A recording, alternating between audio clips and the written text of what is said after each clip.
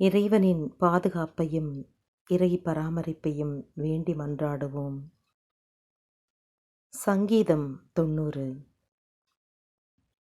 உன்னதரின் அடைக்கலத்தில் இருப்பவனே, எல்லாம் வல்லவரின் நிழலில் வாழ்பவனே, நீ ஆண்டவரை நோக்கி, நீரே என் புகலிடம், நீரே என் அரண், என் இறைவா, நான் உம்மை நம்பியுள்ளேன் என்று சொல்.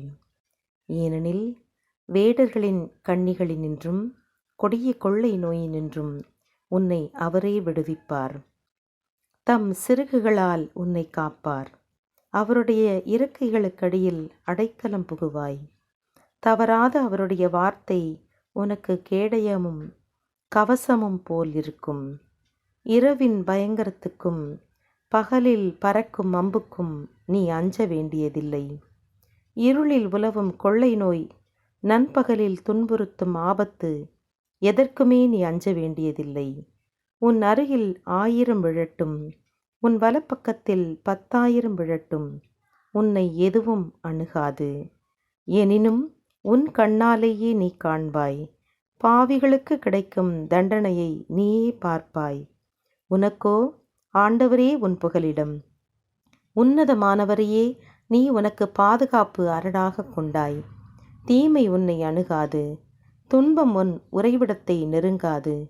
ஏனெனில் நீ செல்லும் இடங்களிலெல்லாம் உன்னை காக்கும்படி தம் தூதருக்கு உன்னை குறித்து கட்டளையிட்டார்.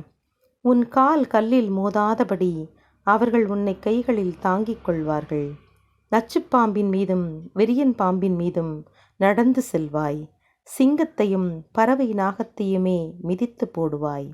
அவன் என்னையே சார்ந்திருப்பதால் அவனை விடுவிப்பேன்.